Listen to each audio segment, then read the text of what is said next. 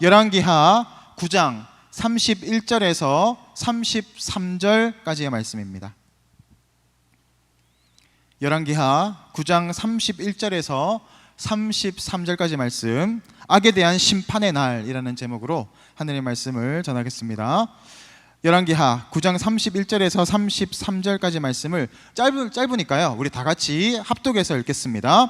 예후가 문에 들어오매 이르되 주인을 죽인 너 시므리여 평안하냐 하니 예후가 얼굴을 들어 창을 향하고 이르되 내 편이 될 자가 누구냐 하니 두어 내시가 예후를 내다보는지라 이르되 그를 내 던지라 하니 내 던짐에 그의 피가 담과 말에게 튀더라. 예후가 그의 시체를 밟으니라. 아멘. 담대한 사람이 있지 않습니까? 어떤 사람들을 보면 되게 용감하기도 하고 담대합니다. 구김이 없습니다. 그런 사람들을 보면 가정에 문제가 없는 사람들이 많습니다. 가정에 상처가 없고 건강한 가정 환경에서 잘 자라난 거죠. 많은 사랑을 받고 자라나면 우리 안에 담대함이 생기기도 합니다. 그런데 더 많은 경우 이 세상 사람들의 담대함의 근원은 무엇이겠습니까? 돈이 조금 많으면 담대해집니다. 여러분 그런 거 경험해 본 적 없나요? 지갑에 이 10,000원짜리가 두둑하게 있으면 왠지 배도 안 고프고 이게 든든한 데가 있잖아요. 돈이 많으면 좀 그런 부분들을 느낄 수가 있어요.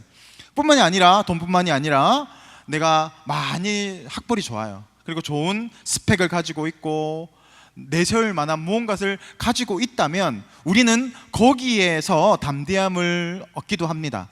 그런데 여러분, 이 담대함은 일상적인 삶에서는 영향을 발휘할 수 있겠지만 결정적인 순간에서는 전혀 힘을 발휘하지 못합니다.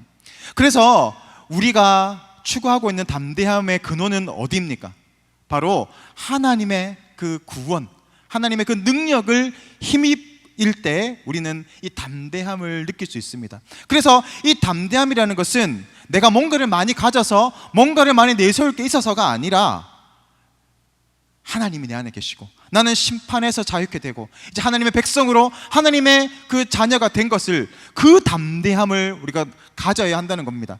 여러분, 이 담대함이 있으면 돈이 없어도, 또 가난해도, 초라해도, 건강이 없어도 담대할 수 있습니다. 그래서 송명의 시인이 얘기하잖아요. 나 가진 재물이 없고 가진 지식도 없고 건강도 없지만 나는 남에게 없는 것이 있는데 그게 뭡니까? 바로 예수의 능력, 그 복음의 능력을 소유할 때 부족함이 없고 그 안에 담대함을 찾을 수 있다라는 겁니다. 우리가 그것을 받아 누리기를 원합니다. 우리가 계속해서 열왕기서를 계속해서 보고 있습니다. 지금 우리가 열왕기서의 1장에서부터 와서 9장까지 지금 나오고 있는데요. 여러분, 읽어보고 큐티를 하신 분은 알 것 같아요. 지금 어느 나라에 대해서 계속 이야기하고 있습니까? 남유대입니까? 아니면 북이스라엘입니까? 아니면 남유대, 북이스라엘 같이 이야기하고 있습니까? 몇 번입니까? 네, 우리 순장들 알아야 되잖아요. 순장님, 몇 번입니까? 자, 큐티를 땡! 자, 2번 뭐였죠? 내가 북이스라엘, 맞아요. 북이스라엘에만 대해서 이야기하고 있어요. 큐티 하세요. 네, 잘하고 있어요. 농담이에요. 우리가 북이스라엘에 대해서 계속 보고 있습니다. 왜 자꾸 북이스라엘에 대해서만 이야기하고 있을까요? 문제가 많기 때문에 그렇습니다. 지금 어마어마한 문제들을 계속 산적해서 만들어가고 있습니다. 돌이키지 않고 계속 죄악 가운데 타락으로 달려가고 있고 이제 나락을 향해서 거의 바닥을 쳐가고 있는 상황 가운데 떨어져 있습니다. 그 상황에서 하나님은 선지자들을 보내셔요. 엘리야를 보내시고 엘리사를 보내셔서 위대한 선지자들을 계속 보내시지만 그들을 끝까지 하나님의 도우심을 받음에도 불구하고 끝까지 이 완강한 마음을 돌이키지 않습니다.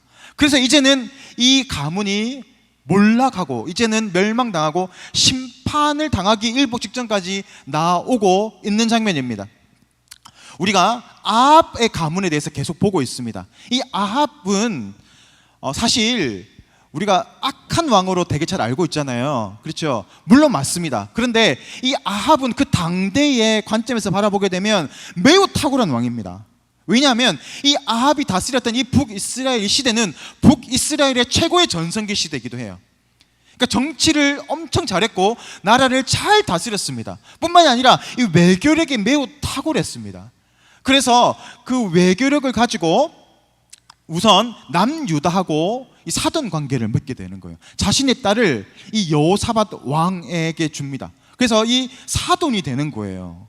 그러니까 지금 남유다하고도 되게 친합니다. 그러니까 뭔가 일이 있으면 남유다가 같이 올라가서 같이 전쟁도 해주고 그러거든요. 그러니까 아주 이런 관계에 이렇게 친합니다. 뿐만이 아니라 모압 같은 나라를 계속 다스렸어요. 속국으로 뒀어요. 거기에서 자꾸 조공을 받기도 하고, 그러니까 매우 힘이 있는 나라로 만들었던 거죠. 뿐만이 아니라 이 당시에 패권을 가지고 있던 나라가 아수르입니다. 아시리아라고도 하죠. 이 아수르 지방이, 아수르 나라가 매우 강성한 힘을 가지고 있었는데 이 공격에서 막아낼 수 있었던 것이 이 외교력이었어요. 그러니까 지금 나라들을 서로 연합해서 이 아수르와 같이 대항해 나갔기 때문에 이 강력한 아수르의 침입에서 이 이스라엘을 지켜낼 수 있었던 매우 탁월한 왕이기도 합니다. 졸리세요? 자꾸 하품해가지고. 자, 외교력으로 인해서 이 나라를 잘 지켜내고 있어요. 그러니까 왕의 관점에서 보면 왕으로서는 정말 100점인 거예요. 너무 나라를 잘 다스리고 외교력도 좋고 나라의 안정과 정치를 안정되게 잘 만들어갔던 왕이었습니다. 그런데 이 아합의 실수가 하나 있어요. 뭡니까? 여자를 잘 못 만났어요. 여자를 잘 만나야 됩니다. 형제 여러분, 여자를 잘 만나야 됩니다. 자매들도 마찬가지예요. 이 배우자가 너무너무 중요해요. 그래서 여러분, 배우자를 놓고 계속 기도하셔야 돼요. 지금부터 계속 기도하셔야 이 이사벨 같은 여자를, 아합 같은 남자를 안 만납니다. 능력만 보고 하면 아합 같은 남자를 만날 수 있고요, 이쁜 것만 보면 이세벨 같은 여자를 만날 수 있어요. 그러니까 우리가 믿음의 눈을 열어서 하나님, 이 여자입니까? 이 남자입니까? 이렇게 자꾸 우리가 볼 수 있는 영안이 자꾸 일어나려고 하셔야 돼요. 네, 이 아합이 여자를 잘 못 만났어요. 그러니까 이 이사벨을 통해서 이 나라 자체가 온통 오염이 되잖아요. 바알 신앙을 들어온 거예요. 그러니까 온 북이스라엘에 이 아세라, 이 바알 신앙이 퍼지기 시작하면서 이 나라가 완전히 초토화되기 시작하는 겁니다. 물론 현실적인 눈으로 보면 너무 좋아요. 먹고 살기 좋고 너무 좋은 거죠. 나라도 안정되고 너무 좋지만 영적인 상황으로 바라보게 되면 지금 이 나라는 엉망진창인 겁니다. 그 상황이 누구의 탓입니까? 이세벨, 그리고 이세벨을 만났던 아합 때문에 그렇습니다. 그래서 하나님은 이 징계를 하시는데 자꾸 경고하시는 거죠. 이 아람 국가를 이용하셔서 북이스라엘을 계속 징계하십니다. 그러니까 우리가 잘 알다시피 나하만 장군 나오잖아요. 나하만 장군이 어느 나라의 장군일까요? 이 아람의 장군입니다. 이 나하만의 병을 고치면서 잠시 평안을 얻을 수도 있었어요. 근데 잠시였어요.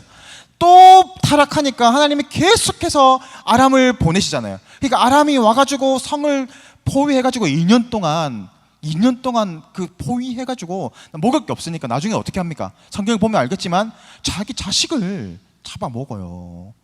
이게 정말 저주 중에 저주거든요. 먹을 게 없는 극심한 이 기근 아래서는 이게 하나님 저주하셨어요. 너희가 나를 떠나고 내 명령을 지키지 않으면 너희가 이런 일들을 겪게 될 것이다. 전쟁, 기근, 또 전염병인데 지금 이 기근을 통해서 결국 자신의 자식까지도 잡아먹게 되는 그런 일까지 경험하게 됩니다. 그럼에도 불구하고 이 이스라엘 백성들은 돌이키지 않습니다. 하나님이 결국은 구원해 주시거든요. 근데 또 타락하는 거예요. 그러니까 나중에는 어떻게 합니까? 이 아람 왕이 이스라엘 계속 하는데 자꾸 안 되는 거야. 그 원인을 알아봤더니 엘리사 때문에 그렇다는 거예요. 그래서 어떻게 합니까? 이 아람 군대를, 이 엘리사를 찾기 위해서 확 내려보내는 겁니다. 이 엘리사 집을 빙 둘러싸 에워싸잖아요. 그때 이 사환이 보면서 큰일 났습니다. 지금 우리 집 밖에 지금 이 아람 군대가 둘러쳐 있습니다. 어떻게 하면 좋습니까? 그런데 아니잖아요. 눈을 열어주잖아요. 이 사환의 눈을 탁 열어주니까 뭐가 보입니까? 그 아람 군대 뒤에 불병거와 불막차가 확 있는 거예요. 천사들이 막 있는 거죠. 그걸 보여주시는 거예요. 여러분, 이런 거를 읽으면, 이런 기사를 읽으면 여러분 현실감이 좀 떨어지지 않아요? 여러분 어때요? 실제로 이런 일이 일어날 수 있다고 여러분이 믿어주십니까? 제가 이 말씀 준비하다가 자료를 찾다가 보니까 실제로 이런 일들이 있었던 역사적인 사건들이 있습니다. 언제냐면요, 1967년에 얼마 안 됐죠. 불과 한 50년 됐나요? 1967년에 제3차 중동 전쟁 당시에 이런 일들이 있었어요. 한 병사가 낙오됩니다. 그리고 길을 잃어요. 시나이 반도의 어느 지점에 막 헤매고 있었어요. 이스라엘 백성이죠. 지금 중동하고 전쟁이 벌어지고 있는 상황입니다. 그런데 이 6.1 전쟁이라고 하는 이 전쟁 아래서 있었던 일이에요. 한 병사가 지금 길을 잃어서 헤매고 있는데 적군을 만나게 돼요. 그런데 몇 명이냐면 한 연대 병력을 만나게 됩니다. 군대 갔다 오신 분 알죠? 연대 병력은 되게 크잖아요. 적어도 몇백 명에서 몇천 명까지 규모가 될 수 있어요. 나라마다 틀리겠지만 그 자료를 보니까 한 몇천 명 정도 된다고 얘기를 하더라고요. 몇천 명 정도의 그 연대 병력에 보이게 된 거예요, 이 한 사람이. 근데 어떻게 해서 뭐 기도했지 않겠어요? 그런데 이 자신을 향해서 총을 겨누고 있던 이 수천 명의 사람들이 갑자기 놀라운 반응을 합니다. 총을 들고 있던 총을 다 내려놓기 시작하는 거예요. 그리고 갑자기 이 사람을 향해서 손을 들기 시작하는 겁니다. 실제로 손을 들기 시작해요. 이게 이해가 되세요? 근데 이 수천 명의 이 이집트 군인이었어요. 이집트 이 군대가 이 사람 앞에 투항하기 시작한 거예요. 그리고 포로가 자진해서 포로가 되기 시작합니다. 나중에 어떤 일이 생기냐면 이 사람이 수천 명의 포로를 데리고 자기 이스라엘로 간 거예요. 난리가 난 거예요. 이게 무슨 일인가? 그리고 지휘관들이 지휘관을 불러가지고 신문합니다. 당신 왜 그 한 사람에게 이 연대 병력이 다 항복했습니까? 라고 물어요. 그러니까 이 사람들이 뭔가를 봤다는 겁니다. 뭘 봤을까요? 오늘 우리 아람 군대 뒤에 있던 병거 마차처럼 이 이집트 군인들이 총을 들고 있다가 갑자기 이 사람 뒤에 수천 명의 천사들이 총을 들고 자신들을 향하고 있었다는 거예요. 그것을 다 본 거예요. 놀랍지 않아요? 그러면서 이 사람들이 총을 다 내려두고 이 한 사람의 군사를 쫓아서 가서 포로가 되었다는 겁니다. 그것뿐만이 아니라 정말 놀라운 일들이 많아요. 3대 미스터리가 있거든요. 요르단과의 또 전쟁을 하고 있을 때는 갑자기 이 사람들이 사라진 거예요. 전쟁하다가 예루살렘 이 진영을 버리고 다 도망간 거예요. 왜 그랬을까요? 뭔가 소리를 들은 거예요. 지금 우리가 성경에서 바라본 것처럼 이러한 역사들이 사실 역사적으로 실제로 일어나고 있어요. 여러분 찾아보세요. 진짜 있었던 일입니다. 하나님은 살아계십니다. 3,000년 전에 4,000년 전에만 역사하시는 분이 아니라 지금 이 순간에도 믿음으로 반응하고 기도하며 하나님께 부르짖는 사람들에게는 하나님이 역사해 주신다는 것을 우리가 믿음으로 바라보기를 원합니다. 믿음으로 반응하는 사람들은 그것을 볼 것이고, 나는 못 믿겠어요 하는 사람들은 그냥 자기 힘으로 힘들게 살아가는 거예요. 여러분, 여러분의 믿음을 발동하십시오. 여러분 어떤 상황 가운데 있든지 살아계신 하나님을 기억하고 믿음으로 반응하고 선포하십시오. 그러면 실제로 이 기적들이 여러분 삶 가운데 일어나게 될 것을 믿습니다. 그렇게 하나님은 하나님의 백성들에게 이 징계를 하시긴 하시는데 그게 뭘까요, 여러분? 진짜 애정이 없으면 이 징계를 할까요? 아니죠. 그냥 나중에 멸망당하게 놔두겠죠. 그런데 하나님이 자꾸 아람 군대를 보내서 자꾸 괴롭히는 거예요. 여러분 인생도 그렇지 않아요? 뭔가 조금 편하려고 하면 자꾸 뭐가 어디가 아프고 무슨 문제가 생기고 뭐가 자꾸 사건이 생기지 않아요? 그게 어떻게 보면 하나님 왜 나에게 이런 시련을 주십니까? 하나님 살아계신 게 맞습니까? 라는 관점으로 바라보면 원망이 될 수 있겠지만 이 관점으로 보세요. 하나님 나에게 자꾸 시련을 주십니까? 나를 돌이키라고 그러는구나. 다시 한번 내가 정신 똑바로 차리라고 그러는구나. 하나님의 은혜의 시선으로 바라보면 우리에게 유익이 있는 거예요. 여러분 가운데 이 어려움이 있다면 잘 해석하세요. 하나님의 뜻이 있구나. 돌이키면 됩니다. 그게 바로 하나님의 은혜이자 하나님이 주시는 기회인 줄 믿습니다. 오늘 이 이스라엘 아합 집안은 하나님의 사랑을 많이 받았습니다. 보니까 성경을 보면 하나님이 아합을 너무너무 사랑하셨다는 것을 알게 돼요. 아합이 조금만 겸비해서 무릎 꿇으면 하나님을 감동하셔가지고 이 아합의 겸비함을 보느냐, 그러면서 그의 기도를 들어주시는 거예요. 그가 또 타락할 것을 아시면서도 하나님은 그 아합의 손을 잡아주시는 거예요. 그런데 또 손을 놓고 도망가요. 또 잡아오면 또 도망가. 그러다가 나중에 어떻게 됩니까? 결국에는 죽잖아요. 전쟁에서 죽음을 당합니다. 이 아합의 가문은 오므리 왕조라고 합니다. 이름이 오므리예요. 아버지가 오므리고 그 아들이 아합입니다. 그죠? 아합에 대해서 너무 우리가 많이 들어서 잘 아실 거예요. 아합의 아들은 누구였습니까? 아카시아가 아니고 아하시아입니다. 아하시아가 난간에서 떨어지잖아요. 그래서 2년 만에 병에 들어서 죽습니다. 그러니까 자식이 없어서 그 다음 형제가 왕위를 받게 되는데 요람이라고 하면 요람. 근데 이 조금 헷갈릴 수 있어요. 어떤 번역본에서는 여호람이라고도 하기도 해요. 같은 이름입니다. 요람, 여호람. 사실 이 열왕기서를 보다 보면 헷갈리는 게 뭐냐면 왕 이름이잖아요. 우리가 큐티를 하거나 열왕기서를 읽을 때는 이 왕조의 목록이 있어요. 이거를 보고 하시면 좋아요. 왜냐하면 여호람이 북이스라엘에도 있고 어디도 있어요. 남유다도 있어요. 비슷한 시기예요. 아하시아도 북이스라엘에 있었잖아요. 남유다에 또 있어. 그러니까 막 헷갈려. 그러니까 이걸 잘 보고 하시는 게 중요합니다. 이렇게 이 왕조가 이어지게 되는데 이 아합의 이 범죄가 죄악을 이 그 아들 아하시아가 똑같이 범죄하잖아요. 똥파리에게 자꾸 물어서 봤던 거 기억나죠?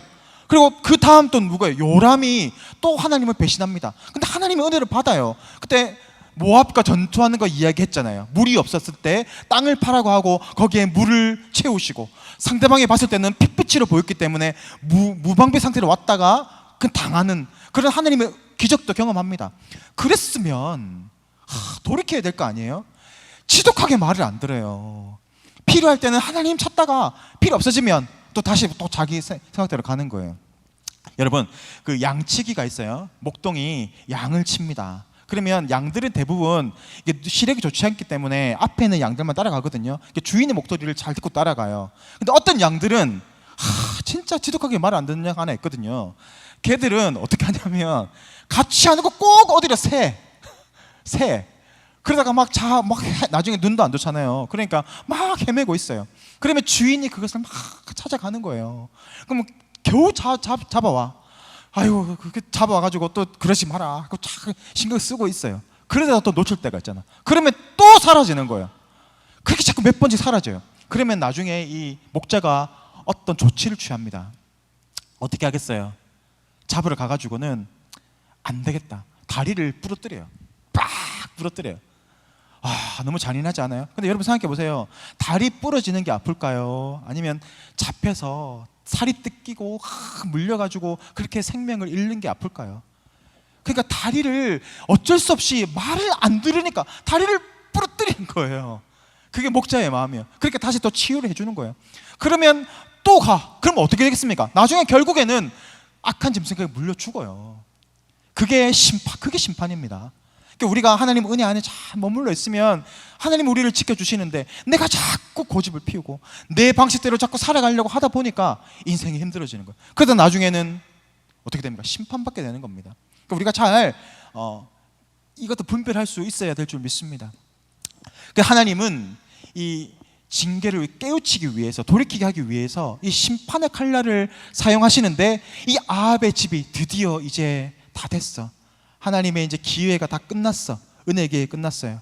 그러면서 이제는 이 심판의 칼날을 쥐고 계시는데 이 심판의 칼날을 누구에게 주시느냐? 바로 오늘 우리가 읽었던 예후라고 하는 사람에게 이 심판의 칼날을 주십니다. 엘리사를 통하여서 엘리사의 사환이 이 예후를 찾아가서 기름을 붓습니다. 이 당시 예후는 이 적군을 길랏 라못이라고 하는 이 지방에서 싸우고 있었어요. 군대 장관이었어요. 싸우고 있는 그 순간에 몰래 가가지고 기름을 싹 붓고 옵니다. 왜 그랬겠어요? 왕이 지금 있으니까 대놓고 볼 수는 없으니까요. 빨리 불러 잠시 나와보세요. 그래가지고 머리에 기름 확 붓고 도망간 거예요. 그러니까 이게 황당하겠죠. 이게 뭔가. 누가 물어요. 이게 무슨 일입니까? 했더니 그 엘리사의 생도가 와가지고 나한테 기름을 붓고 갔다. 그러는 거예요. 사람들이 그 자리에서 무릎을 꿇고 이 왕으로 옹립하기 시작합니다. 그게 뭡니까 지금? 쿠데타를 이제 일으키게 되는 거예요. 지금 이제 예후가 왕이 되기로 마음을 먹고 어떻게 합니까? 군대를 돌립니다. 돌려서 그 왕이 있는 곳으로 갑니다. 우리 이성계가 위화도에서 회군한 것처럼 이 예후도 급히 그 자리를 돌려서 이 이스르엘이라고 하는 이 성으로 갑니다. 그곳에 지금 왜 가겠어요? 이 여호람, 요담이라고 하는 왕을 처리하기 위해서 가는 겁니다. 그냥 말을 타고 막 빨리 달려요. 속도가 생명이니까요. 막 가고 있어요. 근데 저기 멀리에서 이 왕이 멀리서 이 장면을 봅니다. 예후가 지금 왜 오는 거지? 올 타이밍이 아닌데. 그러니까 지금 그 정탐꾼을 보내서 왜 그런지 가서 빨리 물어보라고 갑니다. 근데 정탐꾼이 가더니 올 생각을 안 하는 거예요. 또 한 사람을 또 보내도 또 올 생각을 안 해. 그러면 여러분, 군대가 막 돌아오고 명령도 안 해 돌아오고 또 이 정찰병들이 오지도 않고 그러면 뭔가 조금 이렇게 깨달아야 되는 거 아니에요? 그렇죠? 뭔가 이상한데? 그리고 뭔가 대비를 해야 되는데 영적으로 이게 무지한 사람들은 그걸 잘 몰라. 그러니까 지금 이거 무슨 일이 자기가 직접 가는 거예요. 말 타고 가는 거예요. 그래서 예후야 무슨 일이냐 하고 가는데 예후가 막 죽이려고 막 오는 거 보는 거예요. 그러면서 와 반역이다 라고 소리를 치는데 그 순간 화살이 날라오면서 어떻게 자신의 염통을 확 뚫고 들어갑니다. 자신의 아버지도 적군에 의해서 염통에 맞아서 죽었거든요. 근데 이 아들 여호람은 염통을 꿰뚫고 들어가요. 왜냐하면 달리는 마차에서 쏘았으니까 더 가속력이 붙는 거예요. 그래서 뚫고 지나간 거죠. 거기에서 이제 죽음을 맞게 되는데 그 자리가 어디냐? 오늘 성경에서는 그 자리를 바로 이 나봇의 밭이라고 이야기하고 있어요. 많이 들어본 것 같지 않아요? 나봇의 밭. 사실 이전에 나왔던 부분에서는 나봇의 포도원이라고 하는 그 장소였습니다. 이 장소는 뭔가 사연이 있었어요. 열왕기상 21장 19절에 보면 이렇게 되어 있습니다. 그에게 이르기를 여호와의 말씀이 개들이 나봇의 피를 핥은 곳에서 개들이 내 피 곧 내 몸의 피도 핥으리라 하였다 하라 라는 이 예언이 선포된 자리입니다. 무슨 일이 있었어요? 아합이 정말 마음에 드는 땅에 있는데 이 밭이 있었는데요. 그 밭을 탐내는데 이 나봇이라는 사람의 소유였어요. 그것을 팔려고 해도 팔지 않는 거예요. 그러니까 어떻게 합니까? 고민하는 거예요. 어떻게 해야 저걸 내가 받을 수 있지? 아무리 얘기해도 팔지 않으니까. 그때 이세벨이 악한 깨를 내가지고 자기가 하겠다고 그러놓고 죽여버리는 거예요. 누명을 씌워가지고 죽여서 그 땅을 차지했거든요. 그때 엘리야가 와서 이런 예언을 한 거예요. 네가 이 나봇의 피를 그 개들이 핥은 곳에서 너희의 피도 핥게 될 것이다. 그리고 그 예언이 어떻게 됩니까? 자신의 아들 때에서 지금 이루어지게 된 거예요. 지금 여호람이 그곳에서 죽음을 당하게 되고 나봇의 포도원에 던져져 개들이 그 피를 핥기 시작하는 예언이 성취되어 가는 것입니다. 근데 그게 끝난 게 아니에요. 아직 누가 있습니까? 주적이 하나 남아있잖아요. 이세벨이 남아있어요. 이제 예후는 이세벨을 향해서 막 달려갑니다. 자, 달려가서 이 이스라엘 성으로 들어갔더니 이세벨이 이미 그 소식을 들었어요. 근데 이 여자도 참 대단한 여자인 것 같아요. 이제 자기가 죽이러 오는 걸 알면서도 눈에 화장을 했다. 아이라인을 거죠. 마스카라도 하고 이 비비도 바르고 메이크업도 하고 그렇게 한 거예요. 머리도 올린 머리를 하고 성경에 그렇게 돼 있어요. 그렇게 다 자신을 꾸미고 나와서 이야기하는 겁니다. 네 주인을 죽인 자여 하면서 그 사람을 확 맞아들이는 거예요. 정말 대단하지 않습니까? 보통 여자는 아닌 것 같아요. 근데 이 예후도 대단한 사람이에요. 그래서 거기에 흔들리지 않고 저 여자를 당장 창 밖으로 집어 던져라고 그러겠어요. 그 창 밖으로 집어 던지게 되니까 어떻게 됩니까? 땅에 떨어져서 피가 튀고 벽이 튀고 말이 튀고 막 그런 거예요. 근데 이것도 이 예후가 이제 그 이세벨이 죽었던 것을 보고 이제 장사해 줘라 하고 사람들을 보냈는데 어떤 모양이었습니까? 몸이 형체가 없어요. 개들이 다 뜯어 먹어가지고 몸에 형체가 없고 2개 골만 남아있어. 손하고 발만 남아있고 전부 없어진 거예요. 이것도 이미 이 엘리야를 통해서 예언이 된 성경이거든요. 열왕기상 21장 23절 한번 볼까요? 이미 이세벨에 대해서 이렇게 예언이 되어 있습니다. 됐나요? 우리 다 같이 읽습니다. 열왕기상 21장 23절 방통실 네, 같이 읽습니다. 시작. 이세벨에게 대하여도 여호와께서 말씀하여 이르시되 개들이 이스라엘 성읍 곁에서 이세벨을 먹을지라. 아멘.